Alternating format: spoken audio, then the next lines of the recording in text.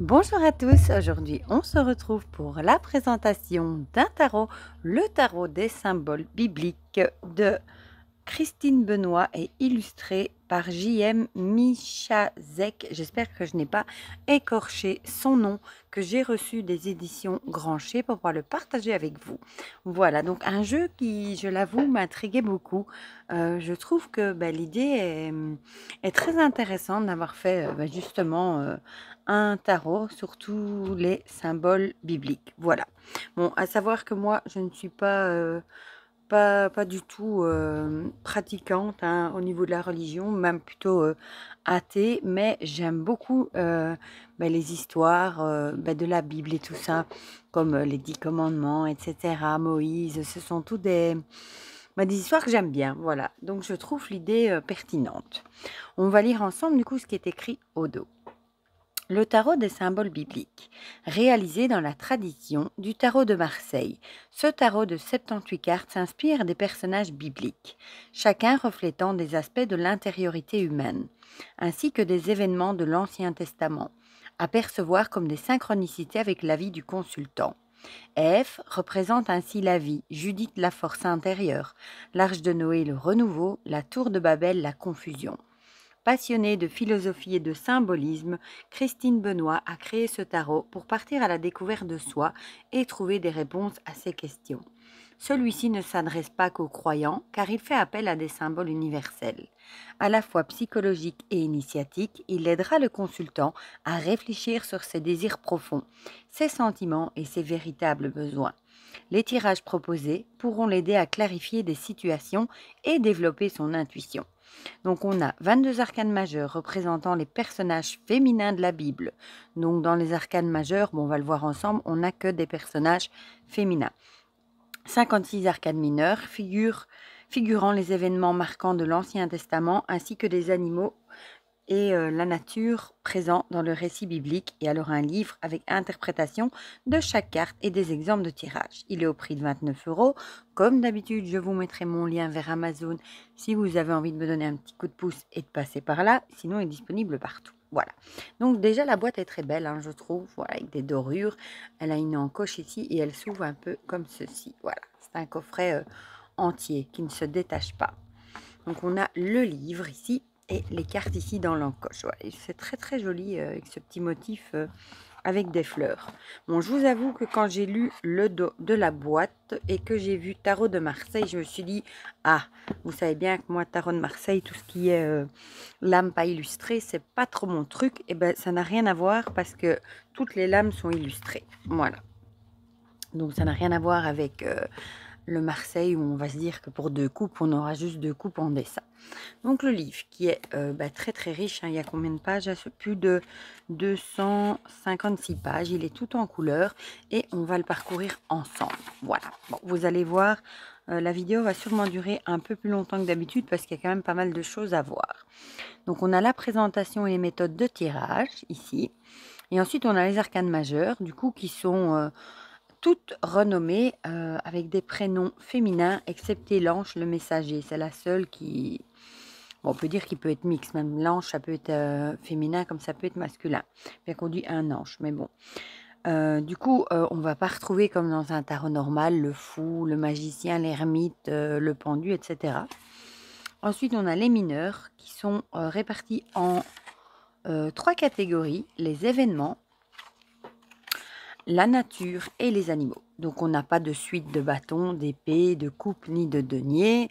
On ne retrouve pas les as, etc. Ce sont tous des cartes avec des noms. Voilà. Alors, on va regarder tout ça ensemble évidemment. Présentation et méthode de tirage. À la découverte de soi. Donc si elle vous dit que c'est un tarot, est une invitation au voyage intérieur à partir d'arcanes inspirées de la Bible. Le récit biblique n'est pas un récit historique mais mythique, où les personnages représentent tous les aspects de l'intériorité humaine. Ce tarot combine les enseignements de la psychologie humaine avec ceux des mondes de la nature et de la spiritualité. Ce voyage intérieur conduit l'être de l'obscurité à la clarté. Comme dans tout voyage, celui qui chemine doit être habité du désir de se mettre en route, d'avancer sur son parcours malgré les obstacles, les chutes, le découragement et les erreurs d'orientation. Bon, elle vous dit aussi que le tarot est un apprentissage, du travail sur soi, deviens qui tu es, etc. Le symbolisme de ce tarot. Le chemin de conscience s'adresse-t-il aux croyants d'une religion en particulier? Non, aucunement, car les symboles de la Bible sont universels. Si la Bible, si la Bible reste le livre sacré des religions monothéistes, elle est aussi à considérer comme une réponse aux interrogations de l'homme. La création du monde, des lois universelles, les forces de la nature, la place de l'être humain dans ce monde, le sens de la vie et des épreuves, la mort et la question du salut. La Bible rassemble une collection d'écrits très variés sur un laps de temps qui couvre 4000 ans, qui couvre 1400 ans plutôt. Elle ne doit pas être lue au premier degré. Les événements et les personnes présentées représentent des invitations à comprendre le monde. Les métaphores utilisées invitent le lecteur à la réflexion personnelle. Les expressions anthropomorphiques associées à Dieu doivent être comprises comme des allégories et non un sens littéral. Donc la composition du tarot. Donc le tarot contient en tout 78 cartes appelées lames ou arcanes. Voilà. Alors ici les arcanes majeures, le chemin. Les arcanes majeures sont au nombre de 22, ce qui correspond aux 22 lettres hébraïques qui sont les vibrations créatrices. Mis à part l'arcane de l'ange, le messager, toutes les autres arcanes de ce tarot représentent et portent le nom d'une femme appartenant au récit biblique. Dans l'inconscient collectif, ces femmes ont laissé des traces symboliques que Carl Gustav Jung nomme archétypes. Elles représentent le féminin qui existe en chaque être. Ces lames comprennent aussi la part masculine présentée chez tous les êtres humains, puisque l'histoire de ces femmes est intimement liée à l'image archétypale du père, de l'époux et du frère. Ainsi, le masculin et le féminin s'expriment dans leur complémentarité. Vous retrouvez sur chaque carte le nom de l'arcane, l'archétype qu'il symbolise et les mots-clés pour saisir le sens immédiatement. Les arcanes majeures sont numérotés en nombres romains pour écarter toute confusion avec les chiffres arabes. Le mot chiffre est quantitatif alors que le mot nombre est qualitatif, c'est-à-dire symbolique. Dans la tradition du tarot, il y a une lame sans nombre, le mât ou le fou. Dans ce jeu, le consultant est le mât ou le fou en devenir. Il n'est donc pas représenté par une carte. En revanche, le consultant peut rencontrer un ange, la carte sans nombre, appelée l'ange le messager.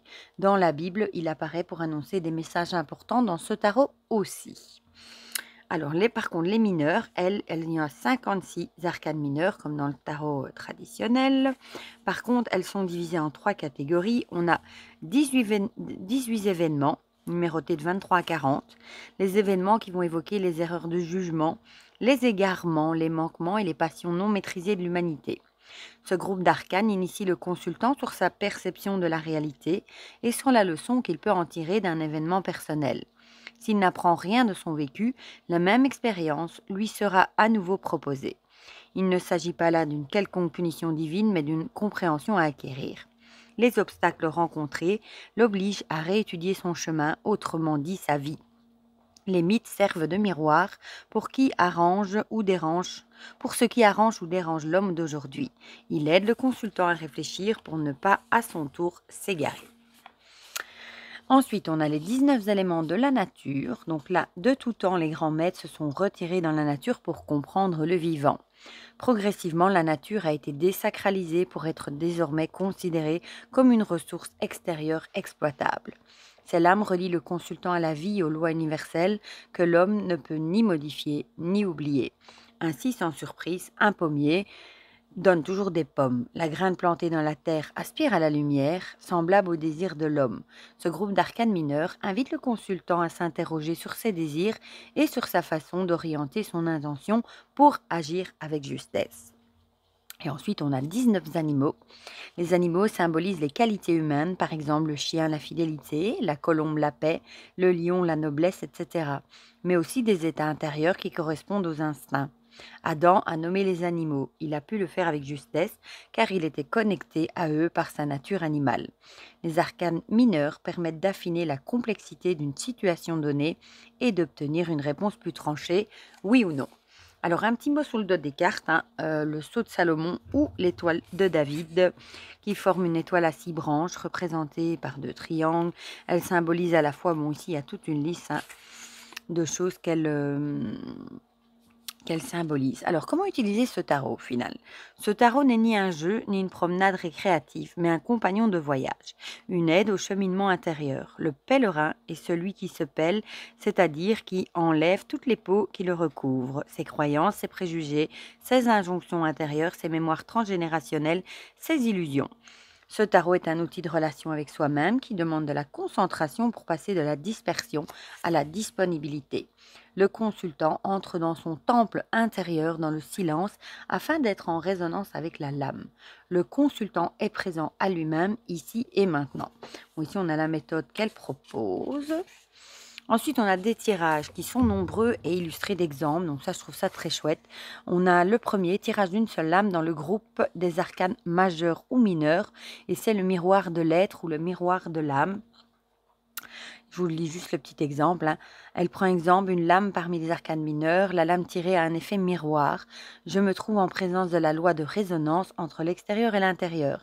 La carte indique un travail à faire, un obstacle à dépasser, une problématique à régler pour avancer vers la lumière intérieure, la vérité. Par exemple, si on tire la tour de Babel, la confusion représente l'orgueil excessif, des problèmes de communication, des malentendus. Si j'ai un projet professionnel en vue, cet arcane m'invite à prendre l'avis des autres en considération, etc. Alors, on a aussi la réponse à une question par la coupe, c'est-à-dire on mélange, on pose sa question et on coupe, et la carte de la coupe répondra à notre question. En 2, le tirage en croix, la compréhension d'une situation. Et on a à chaque fois un exemple illustré. En 3, le tirage en croix, la compréhension d'une situation passée qui bloque le présent à la résolution d'un problème. Avec le jeu complet, il y a des tirages où on prend qu'une partie aussi des cartes. Donc là, vous voyez un exemple. Faire le point sur sa vie professionnelle, sa vie amoureuse, sa vie matérielle avec le jeu complet. On a un exemple également. Tirage de sagesse et d'évolution personnelle pour la journée ou la semaine. Avec un exemple. Et ensuite, on a l'arcane de vie qu'on peut calculer du coup, avec sa date de naissance. Ensuite, la deuxième partie avec les arcanes majeurs. On a la première carte, donc on a son numéro, son nom, un petit mot-clé. Qui suis-je? Une description de la carte, l'analyse de l'arcane. On a l'étude du nombre, donc ici du nombre 1. Qu'est-ce que la lame révèle aujourd'hui? Dans le domaine professionnel, dans le domaine relationnel, le conseil de la lame et le voyage initiatique. Donc vous voyez, et la lame à l'envers. Il y a énormément de choses, de textes, je le trouve vraiment très intéressant. Voilà, donc ça c'est pour les majeurs, qui comme on l'a vu sont toutes renommées. Puis après, on passe aux mineurs. Là, il y a un petit peu moins. Du coup, on a la première catégorie, les événements, le numéro, son titre, description de la lame. Et alors, on a la carte à l'endroit ou à l'envers. Voilà. Donc ça, on a pour toutes les cartes. Ici, j'ai passé les cartes sur la nature. Par exemple, la même chose, description de la lame, à l'endroit, à l'envers. Et alors, on a la dernière catégorie que vous vous doutez bien, j'aime beaucoup avec les animaux. Voilà. Pareil, description, carte à l'endroit, carte à l'envers. Voilà. Et ça, on a pour toutes les cartes également. Jusqu'à la fin. Voilà. Bon, évidemment, on en tirera une à la fin. Et comme ça, vous pourrez avoir un exemple. Moi, sincèrement, je vais être honnête avec vous. Je ne vais pas utiliser ce jeu comme un tarot classique. Parce que je ne vais jamais m'y retrouver avec les arcanes majeures, les noms, etc. Par contre, je vais l'utiliser comme un oracle. Et vous allez voir que en l'utilisant comme un oracle, franchement, il est vraiment formidable, je trouve. Bon, le dos avec l'étoile de David ou le sceau de Salomon, les petites fleurs qu'on retrouverait à l'intérieur du coffret, j'aime beaucoup. Les tranches sont neutres, j'aime beaucoup aussi. Je l'aurais moins vu avec une tranche dorée. Je prends une carte du tarot pour vous montrer la taille. Bon, c'est taille tarot classique, voilà. La qualité est très très bonne, elles sont bien épaisses, elles sont pas glossy trop exagérément non plus. Bon, on a ici la petite bordure qui pourrait en gêner certains, moi perso ça va. On retrouve le nom avec le nom du personnage féminin, un petit mot-clé et ici 2 mots-clés. Voilà, par exemple ici, bon là on est dans les majeurs, on a F, et on a discernement, énergie initiatrice. Et j'aime beaucoup les illustrations aussi. Sarah, le tout est possible, confiance et patience. Rebecca, la guidance, intelligence et détermination. Léa, la patience, dévouement et conscience. On retrouve les symboles ici des éléments. La veuve de Sarepta, la foi, partage et profusion. Celle-ci, l'amour inconditionnel, juste choix, accueil de ce qui est. Ruth, la fidélité, don de soi, humilité. Et je trouve qu'en l'utilisant comme un oracle, avec les mots-clés, c'est parfait, quoi. Suzanne, la justice, perversion et innocence. Et on peut très bien utiliser tous les tirages, mais en l'utilisant comme un oracle. Hulda, la vision juste, clairvoyance, révélation. Bethsabée, la beauté, agir et subir. Et j'aime vraiment beaucoup les illustrations. Judith, la force intérieure, l'audace, la résolution. Anna, épouse de Toby, l'attente, soutien, dépouillement. Sarah, épouse de Tobias, la mort, blocage et changement. Abigail, la conciliation, équilibre et modération. Jézabel, le pouvoir, fierté, autorité. La fille de Jephthé, le bouleversement, impulsivité, anéantissement. Esther, le courage, réussite, affirmation de soi. Myriam, l'encouragement, résistance et joie. Rachel, l'amour, enthousiasme, désillusion. Déborah, le jugement, leadership, rigueur. La reine de Saba, l'accomplissement, succès, ouverture sur le monde. Ensuite, on a la fameuse carte de l'ange, le messager, avec protection et aide. Puis, on va passer... On n'y est pas encore. La création du monde, je pense que c'est encore dans les événements. Je vais quand même regarder. Non, c'est déjà dans les événements. Donc, si on est dans les événements, dans les mineurs, du coup, la création du monde, l'énergie créatrice, esprit et perfection. Là, le déluge et l'arche de Noé avec le renouveau, stress et adaptation. Et on voit, regarder les animaux dans l'arche, là. La tour de Babel avec la confusion, arrogance, effondrement. L'épreuve d'Abraham, obéissance, compréhension du message et sacrifice. La destruction de Sodome, la fuite en avant, plaisir et bonheur. Les 10 plaies d'Égypte, l'épreuve, obstacle, répétition des scénarios. L'exode de l'Égypte vers la terre promise, la liberté, donner et recevoir. L'étable de la loi, l'alliance, intelligence, loi du cœur. La conquête de Jéricho, la victoire, impact du temps, rôle du mentor. Samson trahi par Dalila, la trahison, force guerrière et méfiance. David contre Goliath, l'inégalité des forces, audace et orgueil. La construction du temple sous Salomon, l'impermanence, attachement, acceptation de ce qui est. Le schisme, la séparation, conflit et rupture. La destruction de Jérusalem et l'exil à Babylone, un mal pour un bien, nouveau départ et renouveau, qui ferait penser un peu à la carte de la mort.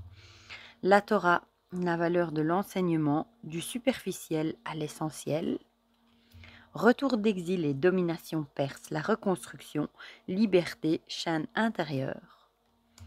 La domination grecque, la division, violence, savoir dire non. Destruction définitive de Jérusalem, la fin d'un cycle, comprendre l'expérience et l'échec. Ensuite, on passe aux cartes nature. Je crois que c'est comme ça que c'était appelé. Hein. Ouais, la nature. J'avoue que ces deux dernières catégories sont mes préférées. Hein. On a l'acacia, la solidité, initiation et épreuve. L'arbre de vie, la transmutation, ouverture du cœur et l'éveil. Le blé, l'abondance, bonté et réussite. Le cèdre du Liban, la force de l'âme, force intérieure et orgueil. L'encens pour la paix intérieure, lien spirituel, ressourcement. Le figuier, la générosité, prospérité, culpabilité. Le grenadier, l'agapé, bienveillance, ressenti commun. L'herbe amère, nouveau départ, libre arbitre, reprendre sa vie en main. L'huile, l'esprit, lumière intérieure, conscience de soi. Le lait pour la plénitude, gratitude ou manque. Les lentilles, le flow, activité nourrissante, gagnant-gagnant. La mandragore, regardez-moi comme ces illustrations sont belles. La fécondité, félicité, danger. Le miel avec la douceur, vision claire, transcendance. L'olivier, évidemment, avec la lucidité, quiétude, capacité d'effort. L'or pour l'éveil, sagesse et perfection. Le palmier avec la gloire, victoire et lassitude. La rose avec l'épanouissement pour amour universel et dépendance. Le sel, le goût de vivre, joie, dureté. La vigne pour l'ivresse, légèreté, addiction. Et ensuite, on passe à la dernière avec les animaux, avec l'abeille, l'organisation, coopération, efficacité. L'agneau avec le sacrifice, innocence, don et contre-don. L'aigle avec la sagesse, esprit de lumière, vivacité. L'âne avec l'endurance, ignorance et humilité. Le bélier, la communication, persévérance et obstination. La caille avec la confiance, protection et autonomie. Le cerf avec la renaissance, grâce et agilité. Le chameau, la stabilité, ressources intérieures et tempérance. La colombe pour la paix, retour du bonheur et douceur. Le coq avec l'annonce, loquacité ou vanité. Le corbeau avec initiation, perception, confusion émotionnelle. Le lion avec la force, charisme et autorité. Le loup pour la sauvagerie, instinct, colère et jalousie refoulée. Le moustique avec l'agressivité, éveil, contrariété. Le poisson avec la profondeur, fécondité, intelligence émotionnelle. Le renard pour la ruse, habileté, tromperie. La sauterelle avec le dynamisme, opportunité, grand bond, fertile. Le serpent, évidemment, énergie primordiale, évolution et involution. Et le taureau avec la puissance, force créatrice et instant présent. Voilà, donc vous avez vu toutes les cartes. Moi, personnellement, j'aime beaucoup les illustrations, mais je vais l'utiliser comme un oracle. Donc, on va le mélanger, hein, et on va en tirer une et je vous lirai ce qu'il y a dans le livre, comme ça vous aurez un exemple. Vous voyez, il se mélange très très bien. Et franchement, j'aime beaucoup les illustrations de ce jeu. Vous voyez, il se mélange très très bien. À mon avis, il va glisser tout aussi bien. Bon, je le mélange un peu plus vu que c'est la première fois que je le mélange. Voilà, ouais, il s'étale très très bien. Et on va en tirer une au hasard. Bon, on va prendre celle-ci. Judith, la force intérieure. Zou. Bon, je vous la remontre du coup. En 11, qui est censé du coup symboliser, je dirais, la justice, audace, résolution. Bon, ici, on est tombé sur une arcane majeure, donc il y a beaucoup à lire. Donc, la vidéo va durer assez longtemps, hein.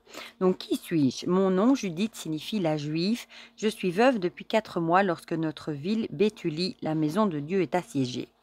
Donc, description de la carte. Cette lame représente Judith qui s'apprête à couper la tête d'Holoferne sous sa tente. Au loin apparaissent les tentes de ces soldats qui pensent que leur chef passe une nuit d'amour avec la belle juive. La présence forte du rouge dans cet arcane évoque l'énergie de Judith à combattre l'ennemi. Les soldats trouveront une mare de sang autour du corps du général privé de sa tête. Son acte est hautement symbolique, car que peut faire une armée sans son chef à sa tête? Sa robe est de la couleur des esprits mystique, de l'inspiration et du don de soi. Le violet est la couleur du 7e chakra, chakra de la couronne situé au sommet de la tête. Il est relié à l'énergie du ciel. Elle ne commet pas cet acte de bravoure pour se couvrir de gloire, mais pour libérer son peuple. Elle est dans l'énergie de l'action. Je sais ce que je dois faire. Analyse de la carte. Lors du siège de la ville de Béthulie par l'armée ennemie condamnée par Holoferne, les habitants meurent de faim et de soif. Judith, belle et riche veuve de Manassé, décide d'agir sans dévoiler son plan à quiconque. Les soldats ennemis, troublés par sa beauté, la laissent se diriger jusqu'à la tente d'Holoferne. Séduit à son tour par l'audace et sa beauté, il l'écoute avec attention. Elle lui fait croire qu'elle est prête à trahir les siens et à lui livrer la ville. Elle le persuade de l'héberger au camp. Le 4e jour, il l'invite sous sa tente. Ensorcelé par son élégance et son rire, le général se laisse séduire et griser par le vin qu'elle lui sert avec générosité. Quand le banquet se termine, les officiers retournent sous leur tente, laissant ainsi le couple seul. Holoferne, engourdi par l'alcool, s'endort profondément. Judith s'empare de son arme et lui coupe la tête, qu'elle place dans un sac. De retour à Béthulie, elle place sa tête bien en vue sur les remparts. L'armée ennemie, en s'apercevant la tête de leur chef, fuit. La ruse de Judith est au service du bien. Alors, l'étude du nombre 11, le nombre de l'arcane. Le nombre 11 est un nombre miroir qui reflète le chiffre 1 par 2 fois. Il s'ajoute à la plénitude du 10, provoquant un débordement, un excès et par conséquent une détérioration de la perfection du 10. Mais il est aussi le nombre de l'initiative personnelle, comme celle de Judith qui fait vainqueur son peuple sur l'ennemi qui l'assiège. 11 est associé au désordre et à la mort. Joseph, le fils préféré de Jacob, et le 11e se vante d'un rêve auprès de ses frères où il se voit se prosterner devant lui. Jaloux et furieux de son orgueil, ils le vendront à des caravaniers en faisant croire à leur père qu'il est mort. Alors, qu'est-ce que la lame révèle aujourd'hui? Bon, ça, vous n'êtes pas obligé de tout lire si vous n'avez pas envie. Vous pouvez aussi lire dans les domaines directement. Donc, qu'est-ce qu'elle révèle aujourd'hui? Holoferne, après maintes victoires, rencontre une résistance dans la ville de Béthulie. Judith est la seule à rester la tête froide dans la détresse générale. Cette lame interroge le consultant. La fin justifie-t-elle les moyens? Sauver la vie de son peuple est un but juste pour Judith. La finalité rend légitime les moyens utilisés. Si le meurtre est immoral, la guerre elle-même déclarée à son peuple est immorale. À l'époque s'applique la loi du talion. Ton œil sera sans pitié, vie pour vie, œil pour œil, dent pour dent, main pour main, pied pour pied. Aujourd'hui, on parlerait de légitime défense. Cependant, le consultant doit s'interroger en tirant cette lame sur le bien fondé de ses actions actuelles. Jusqu'à quel point son objectif est-il juste? Quelle est la légitimité des moyens déployés? Alors, si vous la tirez pour le domaine professionnel, cet arcane est positif car le faible triomphe du fort grâce à détermination, sa force morale est la maîtrise de soi. Cette lame est un message d'espoir pour le consultant qui peut souffrir d'une situation difficile au travail comme un conflit, des attaques verbales répétées, du harcèlement. Il ne doit pas se démoraliser mais affronter autrement son collègue, son supérieur hiérarchique ou un concurrent. La force physique s'exprime par le corps, la force psychique par le mental, tandis que la force spirituelle révèle de l'esprit. L'impuissance temporaire du consultant ne doit pas devenir une habitude durable, en restant inactif ou passif. Autrement dit, le consultant ne doit pas avoir le complexe du faible. La victoire s'obtient par l'intention et l'action qui visent à rétablir le juste équilibre et l'harmonie des relations. Cet arcane garantit le succès pour une noble cause. Si c'est pour le domaine relationnel, cette lame encourage le consultant à aller de l'avant sans continuer de se morfondre sur ses malheurs passés ou actuels. La force intérieure s'appuie sur l'estime de soi, la capacité à accueillir ses émotions et à faire preuve de courage dans l'adversité. Si par le passé, le consultant a pu vivre des injustices, être privé de protection ou de consolation, avec cet arcane, le consultant change d'attitude. Il apprend à faire confiance, à s'accorder la protection dont il n'a pas bénéficié dans son enfance. Il pose des barrières saines lorsqu'il se sent vulnérable. Il apprécie sa propre compagnie et n'a pas toujours besoin de l'épaule des autres pour s'épancher. Si le consultant déclare ses sentiments envers une autre personne, il sera entendu favorablement à la condition d'être sincère. Alors, le conseil de la lame. La résistance mentale n'est pas innée, elle s'apprend. Elle se construit à partir de sa capacité à croire en soi. La persévérance est animée par la motivation et la volition qui habitent le pèlerin. Sa motivation est l'énergie de son intuition qui ne faiblit pas devant les difficultés. Sa volition est sa capacité à maintenir son objectif et ses choix. Être fort ne signifie pas être insensible à la douleur ou à la souffrance, mais avoir une réaction appropriée dans l'adversité et résoudre les problèmes de manière efficace. Ce tirage invite le consultant à poursuivre ses efforts pour atteindre l'objectif fixé. Le voyage initiatique.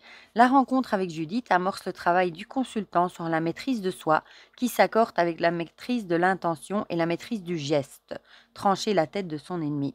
Se maîtriser veut dire dépasser sa peur, ses conflits intérieurs et rester calme pour agir correctement.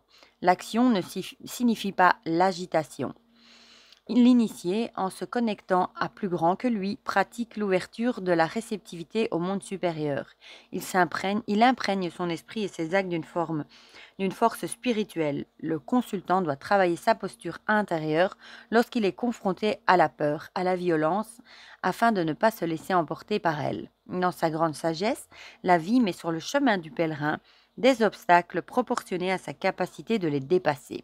Si elle est à l'envers, ce sera danger, faiblesse, soumission au pouvoir d'autrui. Donc vous voyez qu'il y a beaucoup, de choses intéressantes. Hein.